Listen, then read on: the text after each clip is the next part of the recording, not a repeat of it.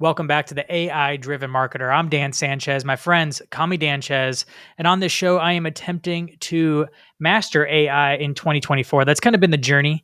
And along the way, I'm hoping to help you, the other marketers out there, follow along with me, learn how to leverage AI to do more with less, but yet do greater, like have a greater sense of quality of what we're doing, and not just producing more commodity content or more bad results, but actually producing better results with AI. Today, I'm excited because I'm having a friend on. His name is Craig Nelson, and he was a leader in the revenue enablement space for years and is now jumping into a new endeavor using AI in order to help sales team do more with less. And because marketing and sales, we always got to stay aligned and try to help each other figure out what we're doing.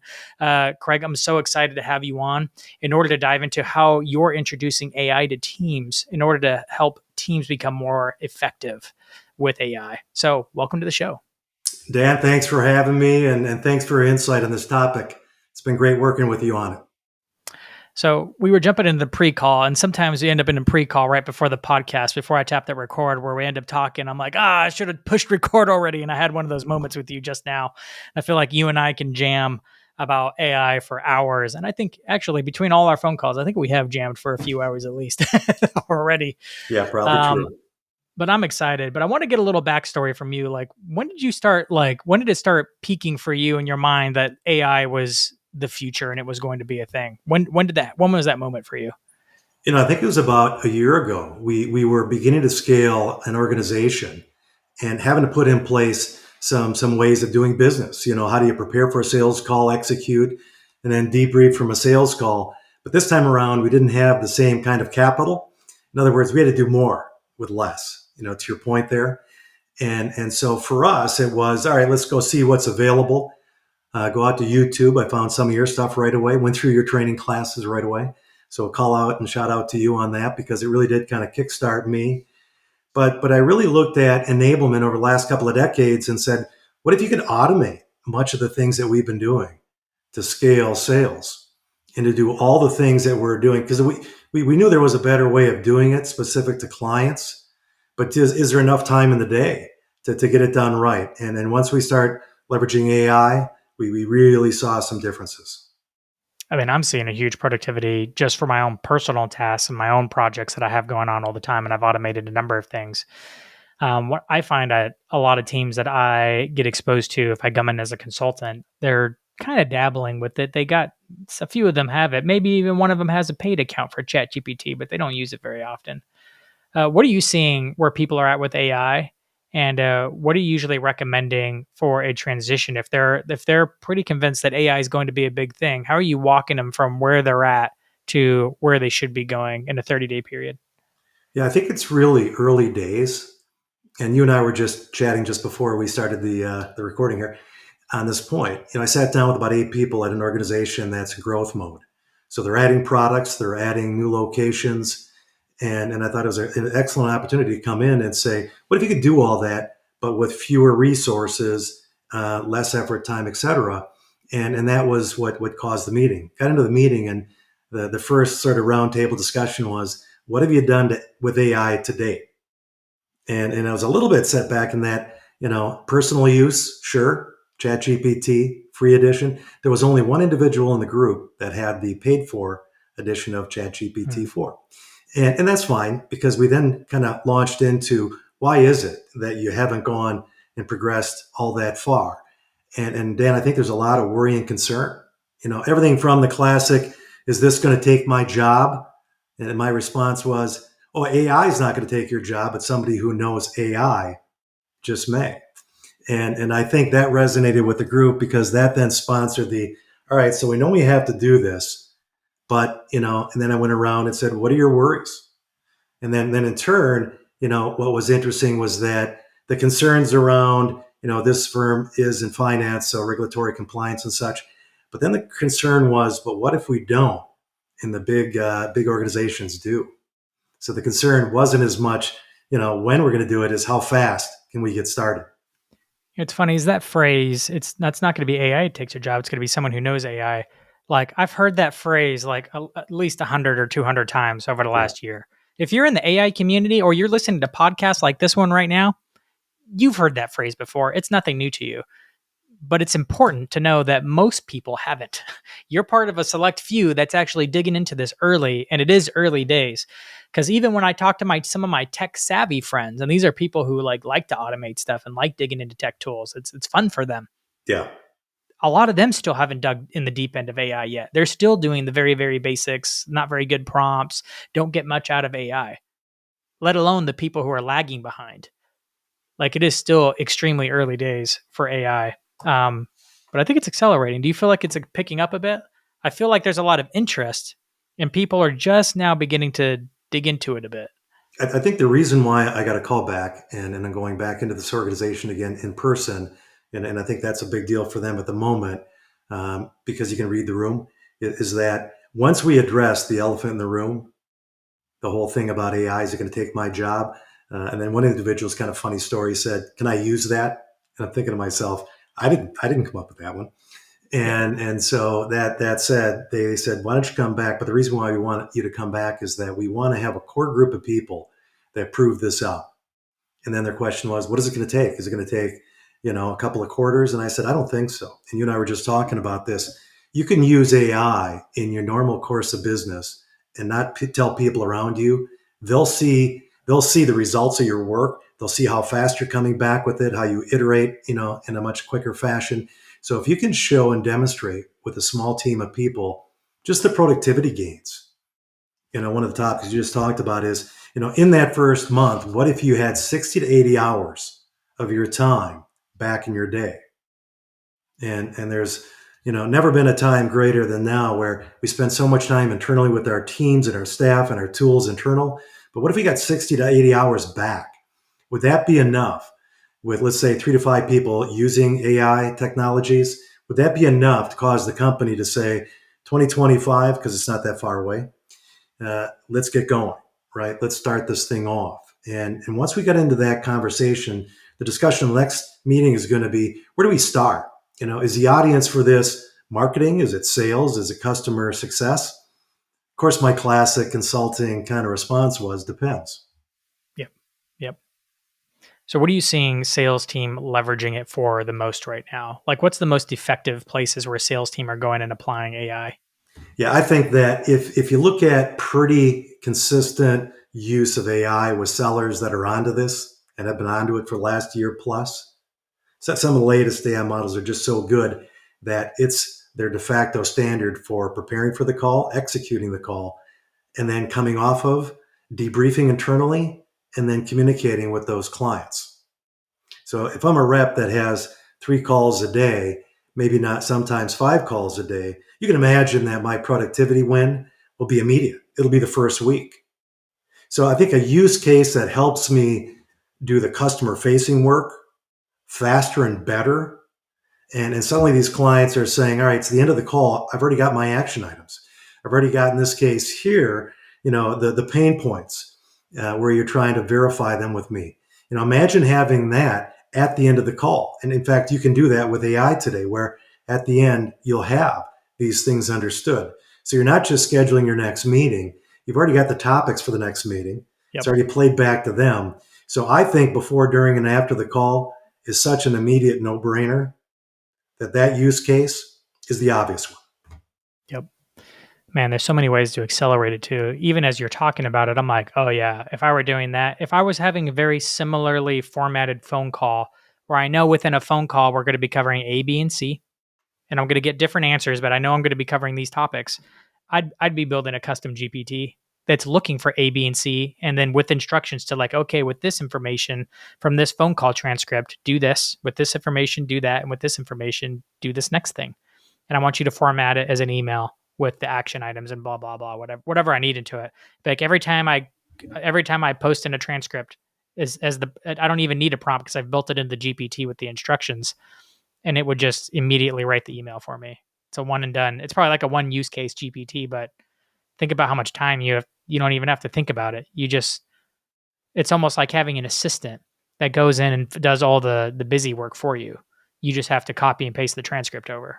So you've got me smiling now, Dan, because as you and I go back and forth and talk about GPTs and custom GPTs and the workflow GPTs, just understand that the audiences that I've been talking to as of late, this is now language they're not using yet.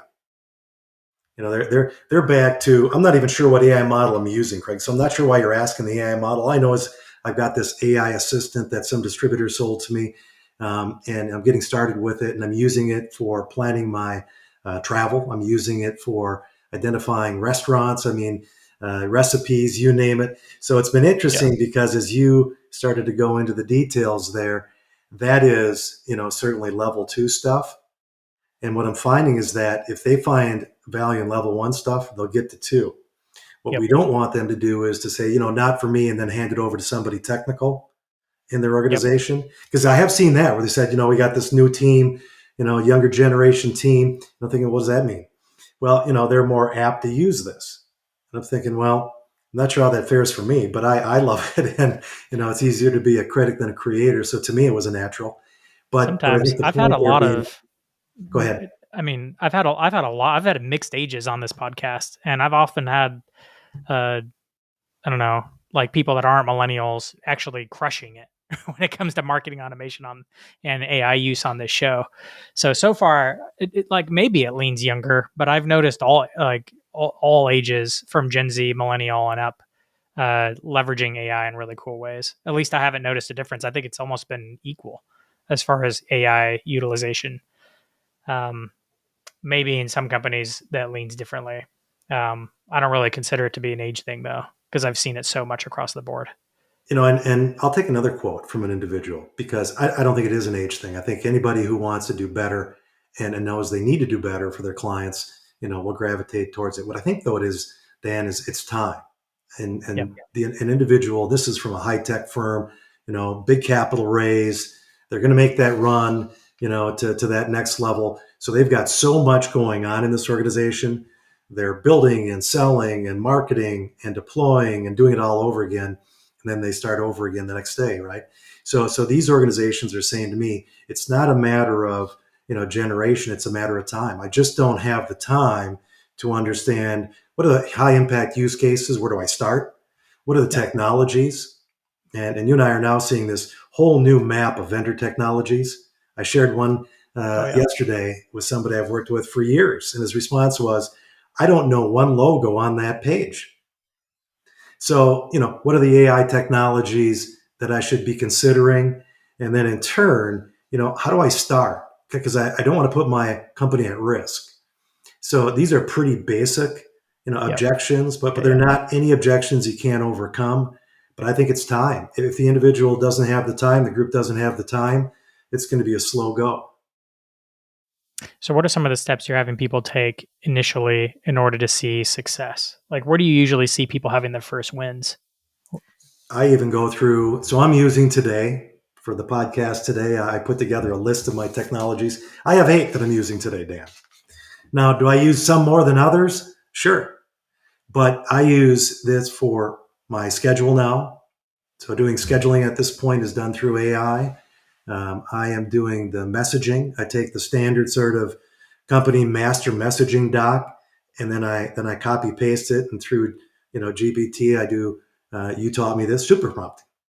Didn't even know that term until your video, and so I use that to do the messaging for it. And I say that just use this to get things booked on your schedule, to get things in this case done better when you're doing them. Then I pivoted a few weeks ago and I started using a prospect tool that does the outreach, not the calls, because you can't do that, at the moment, cold calling, using this kind of AI technology, but you can do the outreach, personalized outreach. So I've been doing that. And this goes well beyond the, do something every 3 days. This is well smarter than that. So I'm encouraging companies to start there, get some more meetings booked, be more efficient with those meetings. It's a good starting point because if I can demonstrate in that first month that you can save somebody 60, you said that might be a conservative number, 60 hours, and then at a bill rate of whatever it might for a be, month. Yeah. If you're $3,500. leveraging it well, it's easy to do that a month. And then what I'm really shooting for is like, can you do that in a week? which you're like, well, but there's not 60 hours in a week. Yeah, but you can do more man hours. Like you can always add more people to a project. If you have 10 people in a week, you're getting to 400 hours. Can you do more in a week than a normal human can do? That starts to become the game. But even then, if you can introduce, I'm using Otter to give a shout out Yep. to them for my note taking. The reason being is that I've used different note taking technologies over the years, but this one's giving me insight during and after the call, and then it's helping me to do the follow up again, integrated with, and it's fun because these technologies work together. It's not just one you're using at any given time, right? You're using multiple. So that's what I'm doing myself at this point, and I'm encouraging people, show that $3,500 cost savings per person as fast as you can, because that's going to rationalize the $160 to $180 a month cost. And that's these technologies are more reasonable than the $60 to $80 per user per month. So they are more reasonable. But that said, they can add up. So you got to make sure that there's not too much overlay. Kind of pivoting a little bit, Dan, I want to get your take on this. So that's a very easy use case, right? Preparing and executing sales calls. What if you're a company that's in high growth mode? You just took capital and you're adding people in offices. Why not use AI to do everything from doing your job description to the questions you ask to maybe the things you're going to expect in the first 90 days? Can't we use AI to basically scale the company? It's kind of a leading question, sorry, Yeah, but I mean, of course to you me that's can. a big deal. The question is, which parts do you want to scale? And I think in consult when you go put your consultant hat on, you're like, well, but where do you start? You just can't apply it to everywhere all at once. You're like, well, where's your biggest bottleneck? Right? Where's the thing slowing you down from growing the most? Well, how can AI be leveraged to speed that up? Right? That's where you have to start asking. And AI can be used in so many different facets, from even ideating and better understanding the problem. So you think you understand the problem, but I guarantee you, like if you articulate the problem to AI, it's one of my favorite things is to use the desktop app or the iPhone app for ChatGPT and turn on the microphone, not for the back and forth conversation, but just to record. And I just start talking. I'm like, okay, ChatGPT, here's the thing. And then I just like word vomit and just like tell it everything, like as if I was talking to a person. Like, here's the problem. Okay, here's all the context, here's the backstory, here's some of the constraints, here's my possible solution. Is there anything I'm missing? And then bam, its ability to like come up with some other considerations you should have thought about even to solve the problem is really handy. So it's great for ideation. It's almost at a coaching or a consulting itself, if you just frame the problem well or open it up. Using it to automate things, I think, is the next. I actually came up with this model to talk about AI utilization way back earlier this year, in like steps you can use to measure like how much are you using AI, because you can use it as a one-to-one basis, like as an assistant, do this task, do that task, and then you can go up a level and start automating things. Every Yeah. time this form gets filled out, AI does X, Y, and Z. Instead of just normal marketing or sales automation, AI is put into it to be smarter, to hyper personalize content, maybe to email. You can use it then to level up in that utilization, from one-to-one task, personal assistant, automation. You can use it for coaching. You can use it then another level up for forecasting. I think that's hard. I don't think a lot of people are doing that well yet. And then I have like one last level up where people, I think we will be using AI to come up with original value. Right now, it's enhancing value, maybe personalizing value, but I don't think anybody's using AI to create original value within a company yet. I think there's possibilities of it though. But I think it's that possibility that's going to cause companies to say, at the moment, we're going to put a few hours into this each week. I think you really have to look at having somebody be a lead within your organization right now. So somebody that is doing the job, interacting with clients, whether it be pre or post sales, doesn't matter, but interacting with clients, have them lead the charge because the productivity gain, no brainer. That's going to happen. You're going to get that 60 to 80 hours. It's just a matter of, when you're going to roll this out and how you're going to educate your team on it and make sure that, there's some guidelines around it. But what we're talking about now are the big deal items. And the conversation I had with a client that is both launching new products to increase revenue as well as launching new offices. And you start doing that discussion with GPT, like you're doing right now, or whatever AI model, doesn't matter. The conversation can be repeated. So let's say the conversation is about hiring. This conversation is about going to market with this new product. There are lots of things you can use AI for right now to give you that first 80%. You still need to have somebody feeding it the right stuff. They have to understand the profile of who you're trying to hire, Yep. the product Yep. mix, the market in this case here that you're going to target in conjunction with AI. But you can do, big deal use cases. I refer to them as onboarding staff, launching new products, launching new offices. All of that work could be done. And then let's say you do it once. You do it for one city, for one product. Why wouldn't you Yep. repeat it the next time Yep. around? And that's the other part, is that now this is further downstream. If you're doing this with your internal model and it's learning, can you imagine if no different than banks, they've grown over the years, right? They're just good at Yep. consolidating and moving Yep. forward, right? But what if you were in, whether it be finance or high tech or services, and the way you launched an office or a product was repeatable? And what if AI was learning along the way with you? Now, this is all internal stuff. This is stuff Yep. you feed the model, so to speak.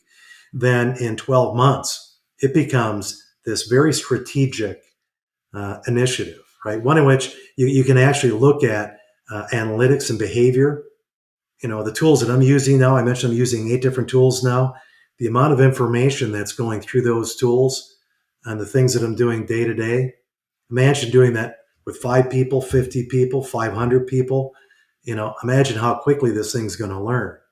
So the power of analytics, we've talked about this for many years, is now going to be realized because it's going to be reviewing it and then making decisions off it pretty much in real time, right? But you Yeah. still need somebody super smart to look at the results. You can't just take this stuff verbatim and run with it. So I have a thought on the resume builder, and then another thought on training AI over time. We'll start with the resume builder. Okay. I love that idea because, man, building resumes is one of those things. I just, or not resumes, job posts, Job job descriptions, descriptions. yeah. It's like one of those things like you have to do as a leader because it's really critical. Like it's almost like a little mini ad for the thing you're trying to hire, right? You need to have it well defined, and if you don't have it well defined, then there's lack of clarity on what this role needs to do, and you might attract the wrong person with it. So it's really critical, but it's a pain to write. Nobody likes writing that. But I'm like, it's not hard for AI to write. And especially if you go like, hey AI, can you do some research on my company? Here's the website. Just do a Bing search, look it up, and summarize what you learn about that company below. So it summarizes it. You're like, great. Here's an example job description of what this role looks like at a different company. Rewrite it knowing what you know about my company for this role with this one important thing to keep in mind. Bam, it will rewrite it. It will be at least 95% of the way there.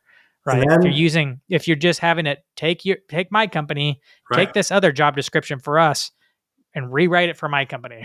What you based on what you know. Gosh, it's such a great 1-2 punch with AI. And then take Um, that forward, because I did actually with a client go through this routine. You just mentioned, it ingested, using its terms, basically their last hiring profile. Then it yep, went against the marketing profile that was in the marketplace, combined the two. We then turned around and started doing the promotion and did it in different formats, one for LinkedIn, one for Instagram.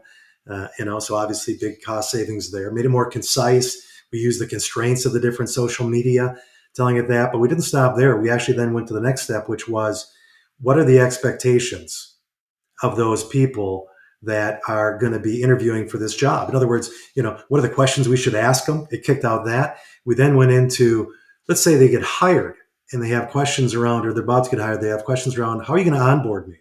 Why wouldn't you do a 30, 60, 90-day plan with AI? Because it'll actually come back and say, based on the description and the role that you're talking about here, I'll now give you the 30, 60, 90-day plan. And if you'd like, this is the final thing we did, and we stopped here. We said, what should their progress look like in 90 days? And on the one hand, somebody might say, well, that's a bit much. On the other hand, wouldn't you like to know expectations of the company you just went to work for, what they expect in the first 90 days? And then wouldn't you want to know, as the person getting hired, what are they going to do to create my success, right? What are they going to do to onboard me?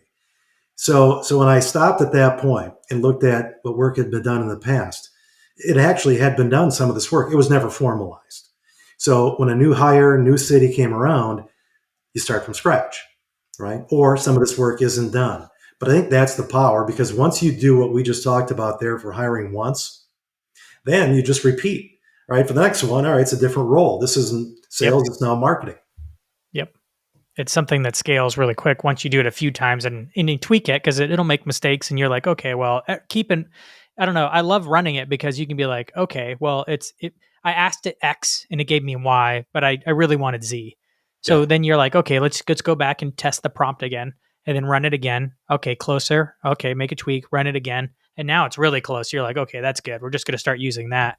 I don't think people realize that with prompting sometimes. Like you actually have to test it, and if it doesn't give you back the result, you're like, okay, well, try it again. It's kind of like anything. You just got to try a few times, and usually you can get it down to where it's pretty good, and then you can use it over and over and over and over again. If you're hiring lots of sales reps and lots of different roles, well, you write it once and then just change the inputs a little bit for each role, and it can really you can really run with it. But most people don't take the time to actually go past version one. I'm Yeah. like, yeah, version one's always 50 per 60% of what you wanted. It takes a couple more iterations to get to 90 to get But to I an A think what's level output. exciting is that, to get to 80 to 90, Yeah. if you're in HR, you can do this starting tomorrow. Yeah. You could really, do a YouTube video. I don't want to, suggest that it's incredibly easy beyond. You still have to do the YouTube video for 60 minutes. Learn how to do what we just mentioned. But the first question I'm finding is, does it do that? How can it do an onboarding plan? So you really have to just tell the non-technical person, be in HR sales or wherever, just start, right? Start with your job description, start with where you want to post it, start with what you think the onboarding could look like from the AI model, then stop, record what you just did, and then repeat. You don't need a developer to do what we just said. You can automate that. And you and I both know with the custom GPT, you can do that in the next 15 minutes. And that's, being conservative. You could probably do it Yeah. less if you know how Yeah. to do it. And then put the person's logo on it from their company, and it's theirs. But then at that point, again, once you start repeating it, the analytics will mean something later. If you do everything random, the analytics don't mean anything. Now, for sales, you've talked about how you're using AI and helping clients with AI coaching and training. How is that conversation going, and how are you leveraging AI to enhance those things? Well, there's some funny stories around people interviewing with AI sitting in the on the right side of their screen. So they're being coached. Now that's probably not right, but if you look at a right example could be if I'm in sales and I'm selling into insurance for the very first time, and I want to know what agents and brokers do for a living. So let's say I'm really green in this vertical, then I want to know in this case what challenges they're up against. In other words, compliance and regulations. Then I want to know, they keep mentioning CMS, it's not content management system, but actually all these regulations around, insurance and how you sell and market it.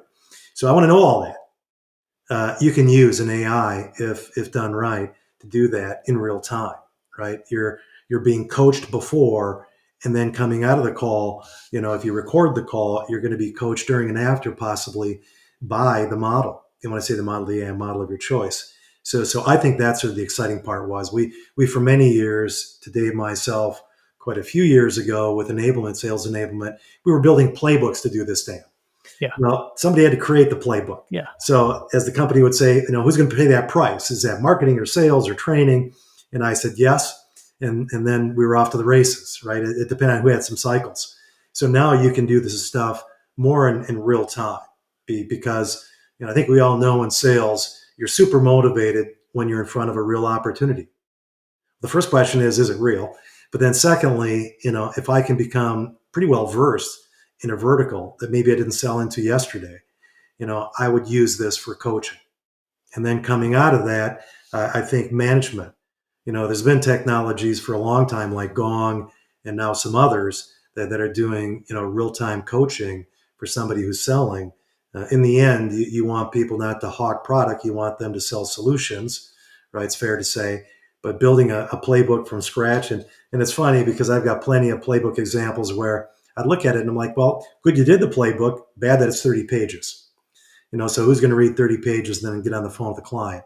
So Yeah. hopefully that helps, Dan, with that example, because Yeah. my discussion around selling into insurance is different than the financial sector, which is different than the high tech sector, the Wild West, as I like to call it. It's just very different, and you have to know the nuances. I mean, man, I got light bulbs going off in my head, Craig. I got, I'm like, wait a second. It never occurred to me. I'm like, a big part of sales training is having a professional seller listen to your calls and give you feedback. This is really the breakfast of champions when it comes to seller. It's feedback based on actual phone calls. The problem is listening to phone calls is very time consuming, which is why not nearly enough sellers get coaching, right? Because Right. it's time consuming to coach. It's time consuming to either do a ride along, like sitting and listening to the phone call live, or listening to it at 2x speed later on and taking notes on it. But AI can do it so fast. I'm like, I can imagine if you have like 20 reps and one person doing all the coaching and listening to phone calls and following up with reps, think about how much more effectively they can give feedback if they're literally just taking the transcript from certain calls and pumping it into a custom GPT that's already pre has instructions that says, "Hey, here's the selling model we use. Here's the grading criteria for following the model, and here's some of the company objectives we'd like sales reps to be hitting on." Graded accordingly with feedback. Bam, there it is. Rep gets instant feedback after that phone call. Then it can be sent to the person who's actually can look at it all and see the trends between phone calls and actually give good weekly advice on top of the per phone call advice AI gives. So you can actually layer on human coaching and feedback with AI coaching and feedback to really go hand in hand and give more rapid feedback so that people can actually improve at a much higher pace. Yeah, That's and exciting stuff because it's I remember in grade school, like you'd take the lesson, you go home, do homework, you turn it in the next day, it gets graded a couple of days later, you get it back. Think about the feedback loop is 3 days long on a math assignment. When I did college and I did when I finally went back to school and did my degree, I did a college algebra via a digital textbook. So the feedback was instant, and then it could break down my problem of where I went wrong step by step. And I was afraid of going back for college algebra, but that in that course, while it was hard for me, I finished it in 6 weeks. It went through really fast because of rapid feedback. I didn't have to wait to hear back what I'd done wrong or what step I'd missed. The textbook would tell me. We could do the same thing for sales reps and really scale a whole organization and get more people aligned to the selling objectives so much faster with just feedback. And I'm not even talking about like the coaching on the front end. You could probably do that too, like you just said.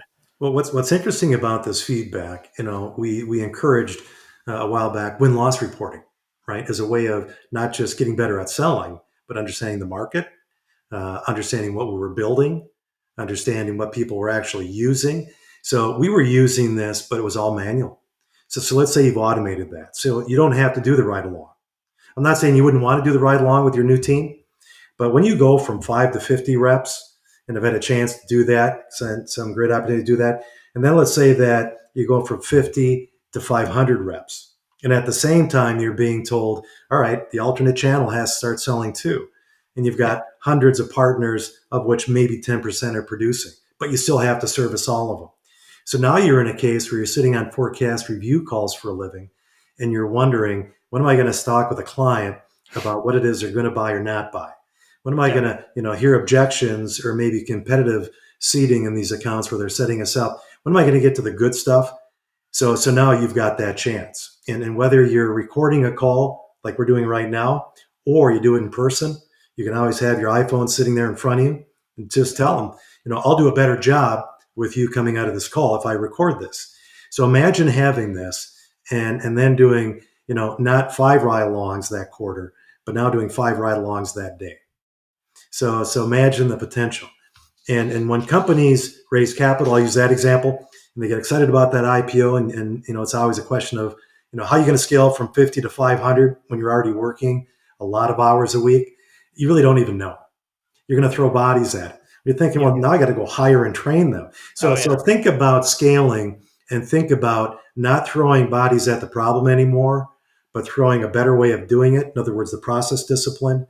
One of the things I think is meaningful to kind of round out the conversation here is, what if you can go from random acts, it's an old term, of enabling sales and marketing to repeated, prove it out, save 60, 80 hours that first month per person, then go from there, institutionalize it. Where now the company is like, all right, when's that coming to my group? We're already kind of sort of using it, but we know there's a better way, not just better technology, but better process. So then you've now institutionalized it. If at that point you layer on the coaching that you and I just talked about, now what you're saying is, all right, so the productivity gains in, but now we got to get better at launching products. New products that we built, products that we acquired. That's always fun. You acquire a company, everybody's excited. Then they realize the work. And so how are you going to do M&A growth? So those are the use cases that I think if you could apply this to, you have the foundation in place, you have repeatable processes, you're coaching, then you can really get to that point to where you're optimizing, not based on just people, right? Sales, marketing, management, executive management, but the system. The system's going to come back. And it's starting to do that with some of the stuff I've been working with where it says it's memorizing the work I'm doing. And it'll come back and say, well, over here, you mentioned this. Now you're mentioning that. So it will learn with you. But you got to repeat processes. Otherwise, it's all just, random acts. So it's a bit of a maturity model, Dan. Yeah, I don't have the yeah. graphic yet. I've got it in my mind, but I don't have it on paper. But I want to show this in a maturity model and then run through this with clients where they say, all right, we want to climb that starting with 3 to 5 people. We want to get to 500, but we're not going to do that until we have a sense for how best to leverage what we know the competition is going to leverage. And I slid in the competition there because that's what I'm hearing, right? We're not sure where to get started, but we're concerned that the competition, they are. Step-by-step process. You don't It is. run before you walk, right? One of the last things I want to talk to you about is this idea of being an AI first company. What does that mean to you? So another thing that I've heard on a podcast where the individual said, we used to be a product led company all about the product, and we know now it's not just about, building a better product.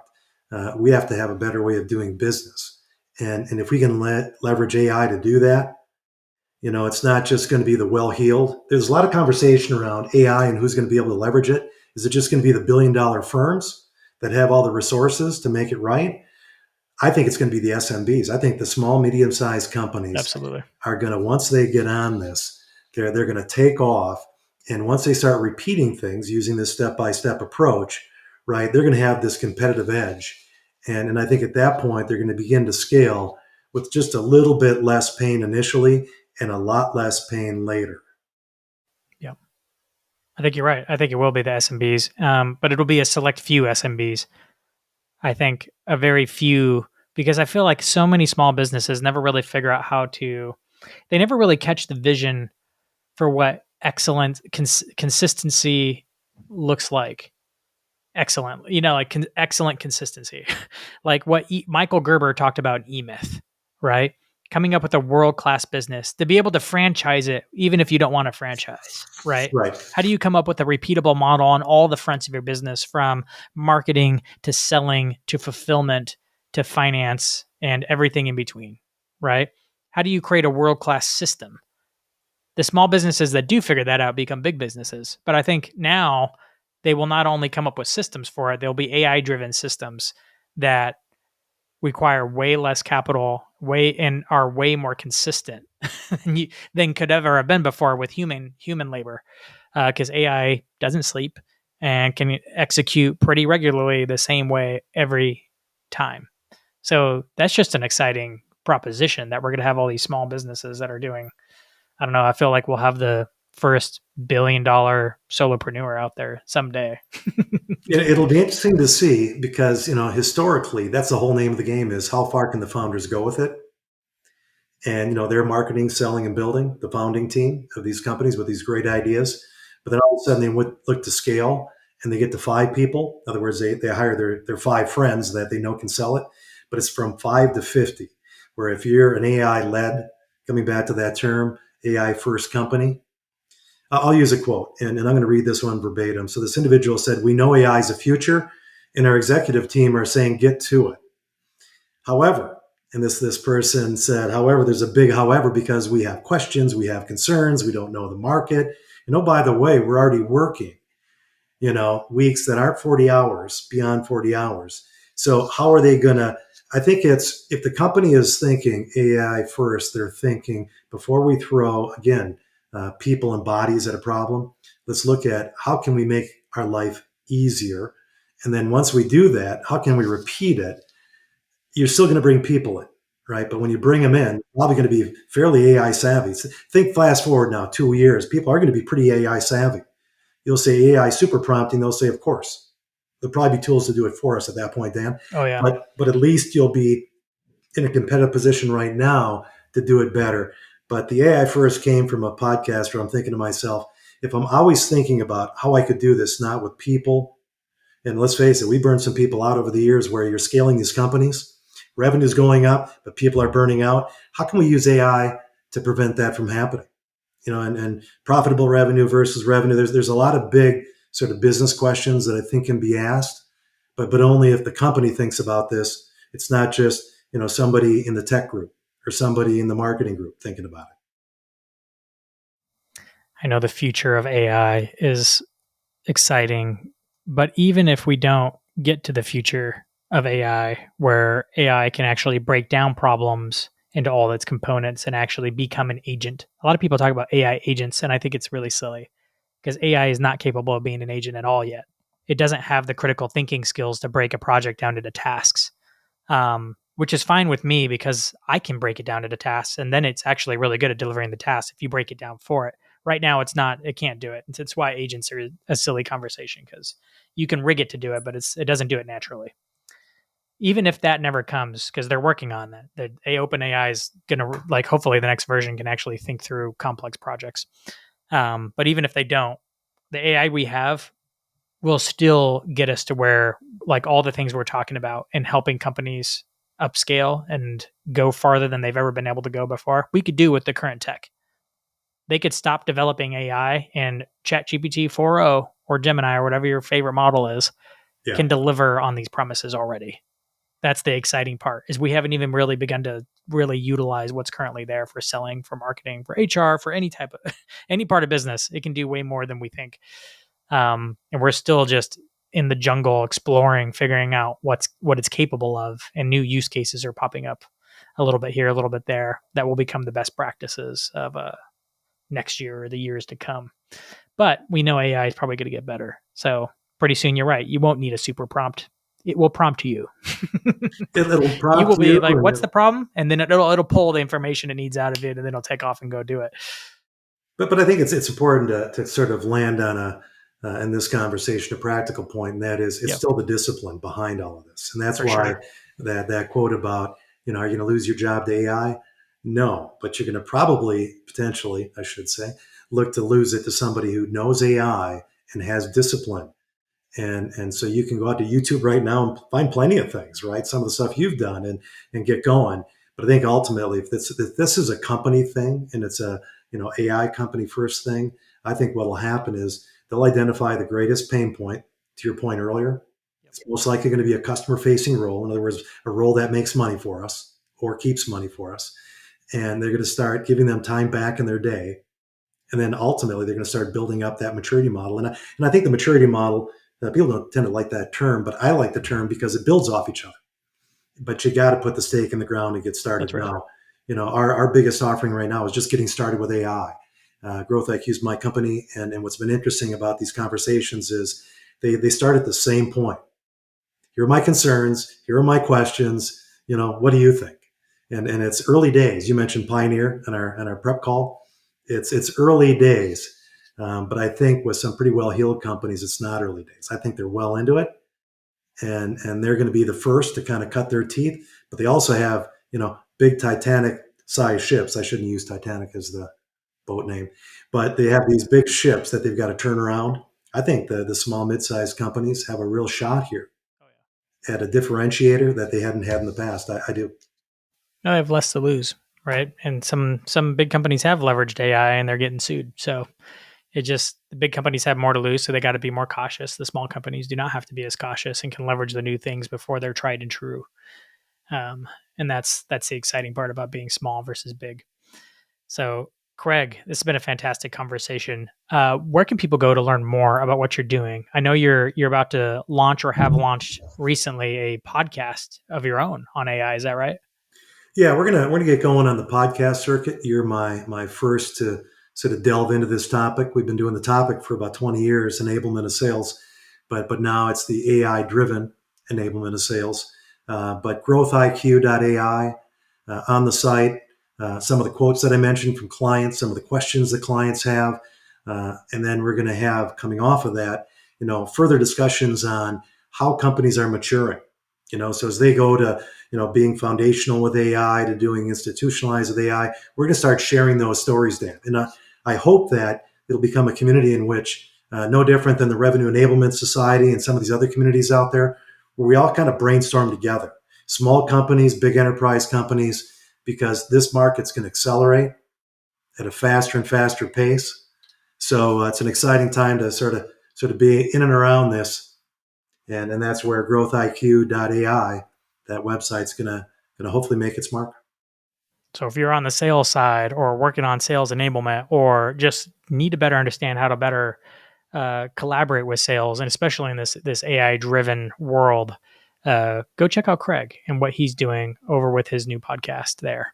Thank you for listening. If this has been fascinating to you, and I'd love to hear from you, please leave a review on any of the podcast apps where you're listening to this at, and give it the star rating that you think it's worth. If you're listening on YouTube, then give it a thumbs up, leave a comment, say hey, or find me on LinkedIn at linkedin.com/in/digital marketing Dan. I love it when people reach out and say they liked an episode and tell me a little bit about what they liked or what they'd like to hear about. So engage with me. Find me out there. I wish there was ways to do that better on a podcast, but limited to reviews for now. So thank you for listening. Until next time.